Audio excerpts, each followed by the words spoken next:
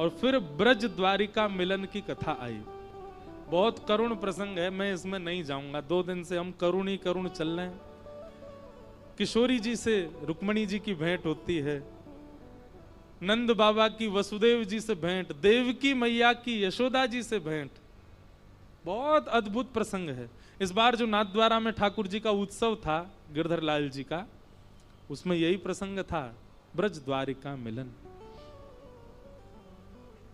उसका एक प्रसंग इतना सुंदर है, भगवान 100 वर्ष से ऊपर की आयु के हो चुके हैं अभी तक, और कुरुक्षेत्र में, यही बगल में आपके बंधु, ये सामान्य नहीं है। एकमात्र कुरुक्षेत्र ऐसा है वृंदावन के अलावा जहां पर किशोरी जी आई हैं, लाडली जी आई हैं। अब इसका प्रमाण कहां है ये तो संत जनों से पूछ के बताऊंगा मैं, लेकिन हां सुना है मैंने कि किशोरी जी यहां आई हैं। क्यों? सूर्य ग्रहण का समय था, ब्रह्म सरोवर पर सबके शिविर लगे थे, सब यज्ञ आहुति कर रहे थे। तो द्वारिका के भी सब लोग आए और ब्रज के भी लोग आए, लेकिन ना तो ब्रजवासियों को पता था कि द्वारिका लोग आने वाले हैं, और ना द्वारिका के लोगों को पता कि ब्रजवासी आने वाले हैं। वहां आकर के आपस में पता चला, ओहो मधुमंगल श्रीदामा सब बड़े बूढ़े हो चुके अब, पर ठाकुर जी हमारे 16 वर्ष के ही हैं अभी भी। बंधुओं देखो, भगवान का पुत्र 50 वर्ष का, भगवान के पौत्र मतलब पुत्र के पुत्र 25 वर्ष के, और दादाजी श्री कृष्ण 16 वर्ष के। भगवान का नाती 25 वर्ष का है, पुत्र 50 वर्ष का है, और भगवान स्वयं 16 वर्ष के ही हैं। जब तीनों निकल करके आते हैं, सफेद दाढ़ी, सफेद बाल, सफेद मूंछ हैं प्रद्युम्न की, आकर के भगवान को प्रणाम करता तो ऐसा लगता कोई वयोवृद्ध बालक को प्रणाम कर रहा हो। ठाकुर जी कहते हैं सुखी रहो, प्रसन्न रहो। पिताजी हैं, 16 वर्ष के ही रहते ठाकुर जी, उससे बड़े नहीं होते। ठाकुर जी को कभी मूंछ नहीं आती, कभी दाढ़ी नहीं आती। ठाकुर जी के अंग प्रत्यंग कभी हमारी तरह विकसित नहीं होते, वो सदा कोमली बने रहते हैं ठाकुर जी। मधुमंगल श्रीदामा सबको पता चली, ओ भैया लाला हुआ आए हो यहाँ पे। ठाकुर जी रत्न सिंहासन पर बैठे हैं और बड़े बड़े वेदज्ञ ठाकुर जी की अर्चना कर रहे हैं। सूर्य ग्रहण का समय, तभी ठाकुर जी ने देखी वयोवृद्ध कुछ लोग बड़े आस भरी दृष्टि से ठाकुर जी को देख रहे हैं। ठाकुर जी देख करके समझ गए, बोले अरे जी तो श्रीदामा मधुमंगल। ओहो, ठाकुर जी देखते ही कूद पड़े अपने आसन से, लिपट गए उनके अंग से। सब वयोवृद्ध जैसे हो गए, ठाकुर जी को अपनी गोद में ले रहे हैं। लाला तू तो अब नेक्सो सही है। ठाकुर जी बहुत रोए, बोले सब आए हैं यहां पर? बोले हाँ। यशोदा मैया भी आई हैं? बोले हाँ। तभी श्रीदामा कान में बोले लाला श्री जी भी पधारी हैं। सबका भाव सुन के ठाकुर जी तो भूल गए अनुष्ठान सब कुछ। अब तो बस ठाकुर जी ऐसे छोटे बालक की तरफ बिलकने लगे, मोए मिलनो है, मोए मिलनो, मैया ते मिलनो, मोए बाबा के पास जानो है। कहां एक क्षण पहले राजाधिराज द्वारिकाधीश बनकर के बैठे हैं, एक क्षण पहले बड़े बड़े राजाओं की पंक्तियां सामने पुष्पांजलि कर रही है, एक क्षण पहले वेद साक्षात सामने खड़े होकर के हाथ जोड़ के खड़े हैं। ब्रजवासियों को देखते ही ठाकुर जी नन्हे से बालक बन गए। तभी यशोदा मैया आई, 2 गोपियां पकड़ करके ला रही हैं। यशोदा मैया बहुत वृद्ध हो गई हैं, नेत्रों से दिखाई नहीं देता अब। ठाकुर जी ने जैसे ही यशोदा मैया को देखा, आज 100 वर्ष बाद यशोदा जी ने अपने लाला को और लाला ने अपनी मैया को देखा। ठाकुर जी लिपट गए चरणों से। मैया ने उठा करके अंक में भर लिया। ठाकुर जी से कहने लगी मेरो लाला, मेरो कन्हैया, मेरो कनुआ, इतने दिनों बाद आज मुंह को मिलो।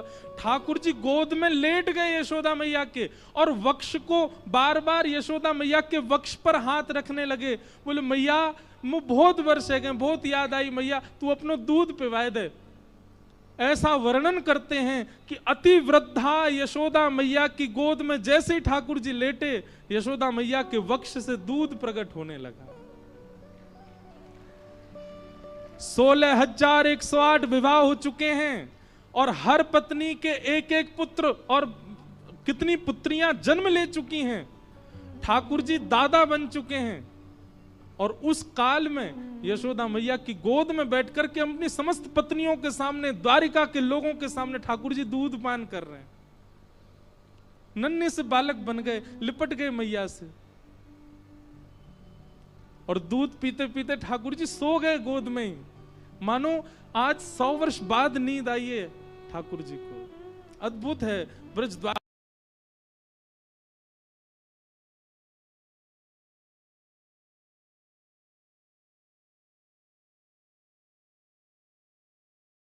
है गो अब मेरो दूध पी रो, चल खड़ा है जा।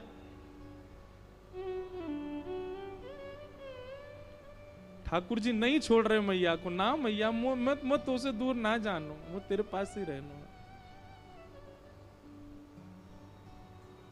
तभी देव की मैया का आगमन हुआ। किसी ने जाकर के यशोदा मैया से कही, बोले मैया सामने से देव की मैया, राजमाता देव की मैया आ रही हैं, द्वारिकाधीश की माता जी देव की मैया आ रही हैं। सुनते ही ठाकुर जी को तो पटक दिया मैया ने कोने और दौड़ करके गई और देव की मैया के चरणों में प्रणाम किया। यशोदा मैया ने जैसी देव की मैया ने देखी कि यशोदा जी प्रणाम कर रही हैं, देव की मैया पौड़ गई चरणों में। अरे अरे बहन जी कहा कर रही हो तुम? यशोदा मैया बोली, नाय नाय मैं तो बहुत वर्षन से चाह रही आपके चरणन को धोवो, ऐसा क्यों कर रही हो? यशोदा जी बोली, बस धन्यवाद कहना चाहूं बहन, तैने हमारे ब्रज के प्राण को जन्म दियो, पालो मैंने, बड़ो मैंने कियो होगो, लेकिन जन्म तो तेने दियो, दियो तो तेने ही मोकू। यदि देव की मैया तुमने कन्हैया नहीं दियो होतो तो हम ब्रजवासी कब के पधार गए होते, हम कहां पड़े होते, कौन जानतो, कौन पूछतो हमें। आप पूजनीय, आप वंदनीय देव की मैया।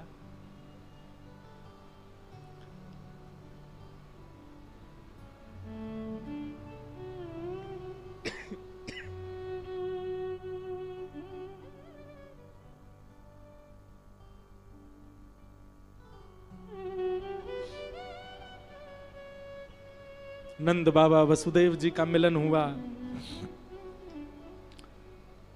तभी ठाकुर जी के पास गयो श्रीदामा, और श्रीदामा जाके बोलो, लाला देख समय ज्यादा ना है, किशोरी जी पधारी हैं, अपने शिविर में विराज रही हैं, एक बार दर्शन करे आ। किशोरी जी पधारी हैं सुन करके ठाकुर जी तुरंत छुप करके वहां से निकल गए। यहां ललिता विशाखा आदि सखियों के मध्य में हमारी लाडली जी विराज रही हैं। और तभी बैठे बैठे अचानक बोल पड़ती हैं, ललिता जरा द्वार पे जाके देख तो, ऐसा लगता है शिविर के द्वार पे कहीं कन्हैया तो नहीं खड़े। विशाखा जी बोली, अरे नाय श्री जी आप मत सोचो ऐसो, कन्हैया है कुरुक्षेत्र में ही, लेकिन वाकी तो बड़ी आराधना चल रही है, बड़े बड़े वेदज्ञ, बड़े बड़े ऋषि, बड़े बड़े महापुरुष वाक्य अर्चना कर रहे हैं, वो काय को आवे वो सब छोड़ करके। और हमने सुनी अभी सब ब्रजवासी भी वहीं चले गए, अब यशोदा मैया मिल गई होंगी, नंद बाबा मिल गए होंगे, सबरे सखा मिल गए होंगे, हम कहाँ याद होंगे वाकू, वो ना आवे गो। श्री जी ग्रहण को काल है, जाप कर लियो, प्रणाम कर लियो, अपना अनुष्ठान करके चले हम तो वृंदावन। श्री जी बोली, नहीं विशाखा, मुझको श्री कृष्ण के तन की सुगंधी याद है, और ये जो ब्यार बहती भई आ रही है ना बाहर से, वहां में वो सुगंधी अनुभव है रही है। तू जाके देख एक बार, कहीं द्वार पे श्री कृष्ण तो नहीं। ललिता जी ने जाकर के जैसे शिविर के पर्दे को हटाया, श्याम सुंदर घुटनों पर हाथ जोड़ करके वहीं बैठे।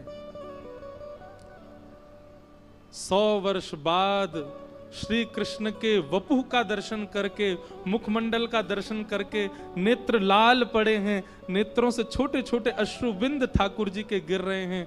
उस रूप का दर्शन करके समस्त सखियां एक साथ दंडवत हो गईं ठाकुर जी के आगे, प्रणाम करने लगी। किशोरी जी के नेत्र नीचे झुक गए, कंपन प्रारंभ हो गया सबके श्री अंग में।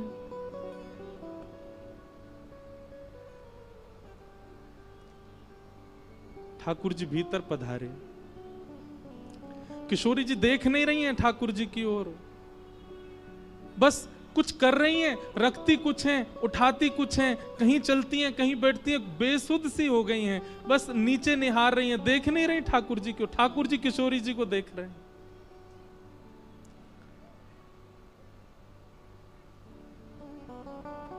किशोरी जी बोली, ललिता आसन लगाओ, श्याम सुंदर आए हैं। विशाखा इत्र को लेपन करो, आसन पे सुगंधित करो, दीप जलाओ, बंधन बार बांधो, श्याम सुंदर आए हैं हमारे पास, इनको सिंहासन पे विराजमान करो। सिंहासन सजाया, आसन लगाया, इत्र लगाया, ठाकुर जी कोने में खड़े हैं और श्री जी निहार नहीं रही हैं ठाकुर जी की ओर। ठाकुर जी का नियम है निकुंज का कि पहले किशोरी जी आसन पर बैठती हैं, फिर ठाकुर जी आते हैं। किशोरी जी जब प्रसादी कर देती हैं तब ठाकुर जी विराजते हैं। माला पहले किशोरी जी पहनेंगे, किशोरी जी की प्रसादी ठाकुर जी पहनेंगे। प्रसाद भोग पहले किशोरी जी पाएंगे, किशोरी जी की प्रसादी ठाकुर जी पाएंगे। अरे हमारे बिहारी जी को श्रृंगार, आप देखो लहंगा पहने बिहारी जी, वो लहंगा भी पहले किशोरी जी को धारण कराया जाए, फिर ठाकुर जी पहने, ठाकुर जी की प्रसादी धारण करें। किशोरी जी विराज गए और जैसे किशोरी जी विराजी, ललिता विशाखा बोली, श्याम सुंदर आप आओ विराजो। ठाकुर जी गए, सिंहासन पर नहीं बैठे, सिंहासन पर पैर लटका के बैठी किशोरी जी के श्री चरणन में अपने सिर को रख करके पहले तो नीर, अपने नेत्रन के नीर सो किशोरी जी की चरण वंदना करी और वहीं सिंहासन से कमर लगा के नीचे ही बैठ गए, किशोरी जी के श्री चरणन को अपने हस्त कमल में लेकर के। लाडली जी आप मोसो नाराज हो ना, मैं जब सो आया हूं आपने एक बार भी नेत्र उठा करके मुंह को देखो भी नहीं है। किशोरी जी कह रही हैं, श्याम सुंदर नेत्र भर के तब देखूं जब रुको, जब मुझे पता ही है कि आपको वापस जानो ही है तो फिर मैं क्यों देखूं दोबारा। इसलिए आपसे प्रार्थना, आप प्रसाद पाओ, आप जलपान करो, नेक देर पौड़ लो, ये सब सखी आपकी सेवा करेंगी। कोई जितनी देर आप विराजनो चाहो विराजो, वाके बाद फिर जैसी आपकी रुचि हो आगे प्रस्थान करो।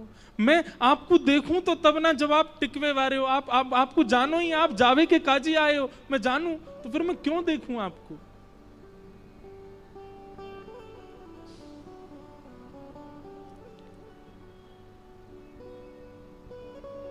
ठाकुर जी ने तुरंत किशोरी जी के हस्त कमल अपने शीश पर रखे, बोले मुझको क्षमा कर दो श्यामाजू, या संसार के उद्धार के लिए या संसार के कल्याण के लिए, कछु लीला संवर्धन के लिए मुझको ब्रज त्यागनो पड़ो, ब्रज से आनो पड़ो। लेकिन आप तो सब जाने कि वैसे तो मैं नित्य ब्रज में ही निवास करूं, वैसे ही तो मेरो वास आप में ही है, मेरो वास सब ब्रजवासीन में है। आप सबन को अभी तक अनुभव मेरो है तो रहो, या को मतलब मैं संग ही रहूं, पर एक लीला के रूप में मोकू वहां से आनो पड़ो, क्योंकि जगत उत्थान भी तो करनो।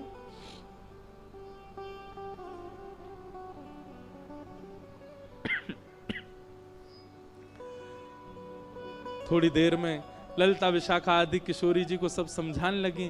किशोरी जी ने नेत्र ऊपर करके श्याम सुंदर की ओर देखा, देख करके भाव में चली गई, अपने हृदय से लगा करके गाढ़ आलिंगन किया और ठाकुर जी का जो स्वरूप था ना, वो स्वरूप हटा दिया। सीधा मुकुट पहना था, मुकुट उतार दिया, केश खोल दिए। किशोरी जी बोली, लाओ सब श्रृंगार पेटी लेके आओ, आज द्वारिकाधीश को पुनः नंद नंदन बनानो है।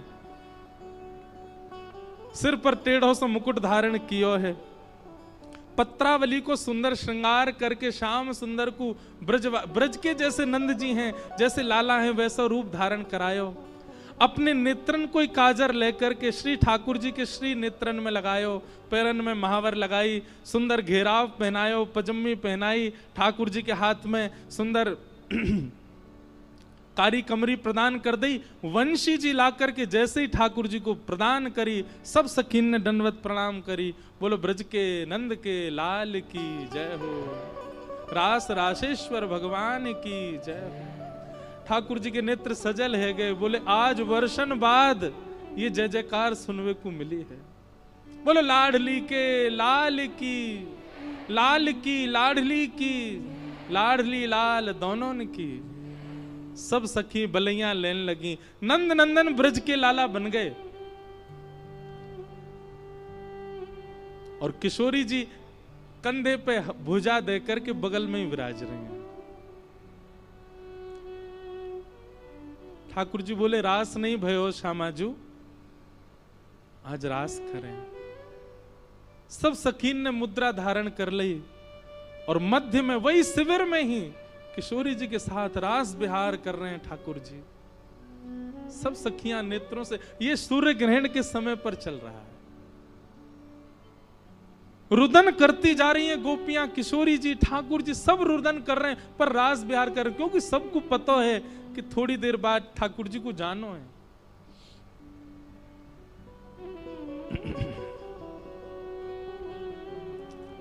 रास विहार कियो। रास विहार के बाद ठाकुर जी क्षमा याचना करने लगे। किशोरी जी आप बस मो को क्षमा कर दियो, कभी मोसो ऐसे नाराज मत रही हो।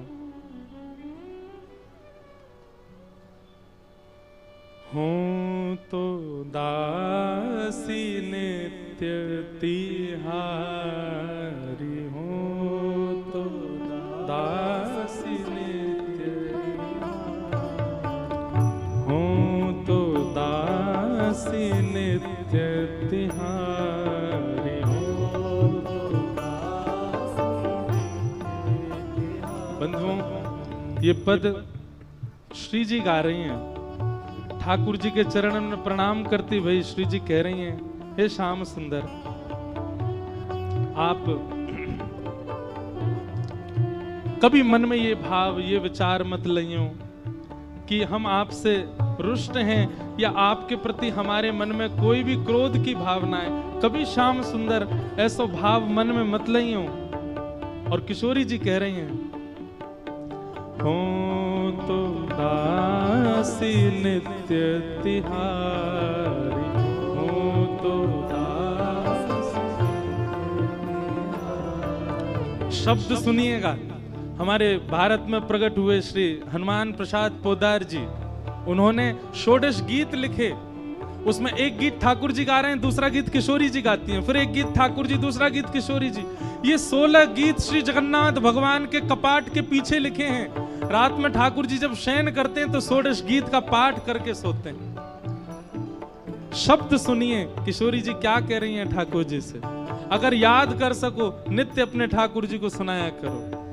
हो तो दासी नित्य तिहारी, हो तो दासी नित्य, प्राणनाथ जीवन धन मेरे, प्राणनाथ जीवन धन,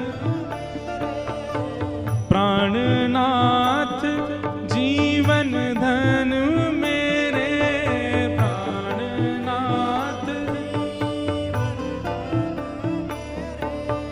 हो तुम पे मैं बलिहारी,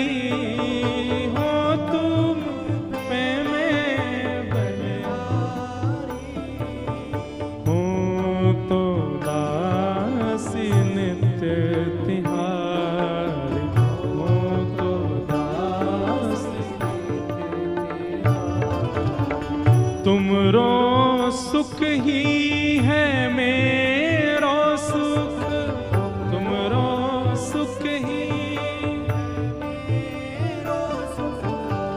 तुमरो सुख ही है मेरो सुख, तुमरो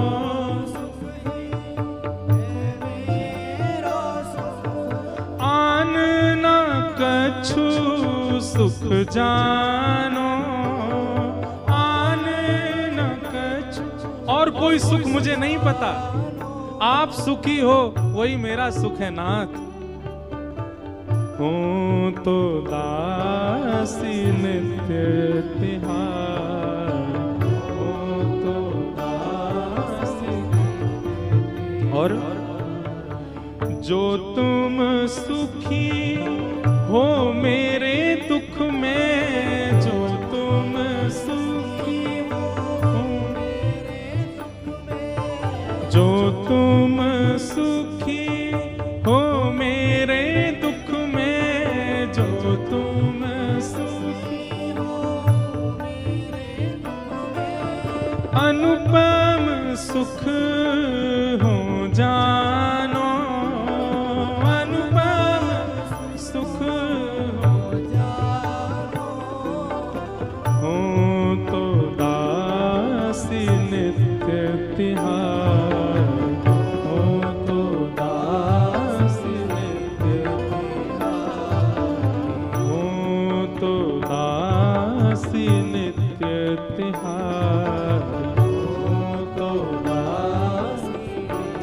पूरे पद तो बहुत बड़ा है, उस पद को सुनकर के ठाकुर जी भाव विह्वल हो गए। किशोरी जी को अंक में भर लिया। आप ऐसा मत कहो किशोरी जी, आप दासी नहीं हो, मैं दास हूं आपको। किशोरी जी कह नहीं, मैं दासी हूं आपके। अंतिम भाव में ठाकुर जी कह रहे हैं, तुम मोहि प्राणेश्वरी हृदयेश्वरी, तुम मोरे प्राणेश्वरी, तुम मोहि प्राणेश्वरी हृदयेश्वरी, तुम मोहि प्राणेश्वरी कांता कही सच पावो, कांता कही सच पावो। हम एक जय जयकार बड़ा मजाक में लेते हैं, कौन सा? वृषभानु के जमाई की जय। सब लोग हंस जाते हैं इसको कहने में, सब लोग थोड़ा मजाकिया रूप में इस जय जयकार को लेते हैं, पर ये ठीक है, हंस जाते हैं। पर ठाकुर जी को जब हम कहते हैं तो ठाकुर जी बहुत भाव में चले जाते हैं। ठाकुर जी इस पद में कह रहे हैं, तुम मोहि प्राणेश्वरी हृदयेश्वरी, और फिर क्या कहते हैं? कांता कहो सुच पाऊं। कांता का मतलब पत्नी। मुझे किसी भी रूप में आप कोई ये कह दे कि कृष्ण तो श्री किशोरी जी के हैं, ये वृषभानु जी के जमाई हैं, जे बरसाने के दामाद हैं, जे लाडली जी के पति हैं, किशोरी जी इनकी कांता हैं। किशोरी जी कहती है मुझे इतना, ठाकुर जी कहते हैं मुझे इतना अपार सुख मिलता है, मैं इतना प्रसन्न हो जाता हूं वो भाव सुन करके।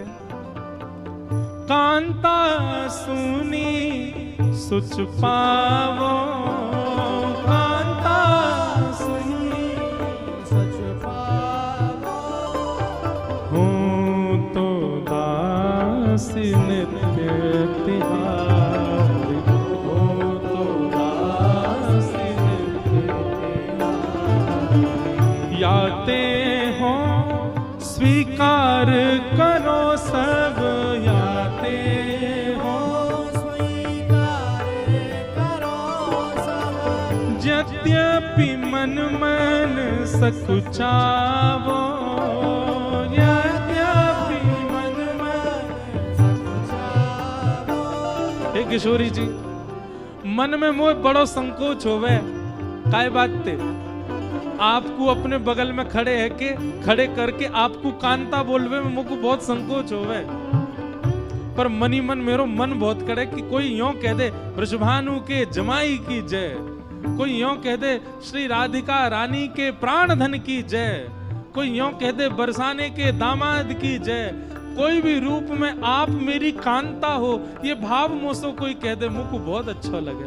मैं कहूं भले ही ना, पर मेरे मन में बहुत सुख की अपार अपार प्रसन्नता होवे जब कोई ऐसा बोले। तो याते हो स्वीकार करो, याते हो स्वीकार करो सब, यद्यपि मन में सकुचावो, यद्यपि मन में सकुचावो, हो तो दासी नित्य तिहारी, हो तो दासी हो तो दासी नित्य तिहारी, हो तो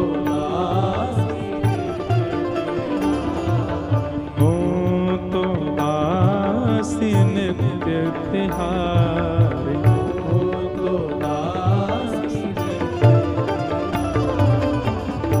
बोल रासरासेश्वर भगवान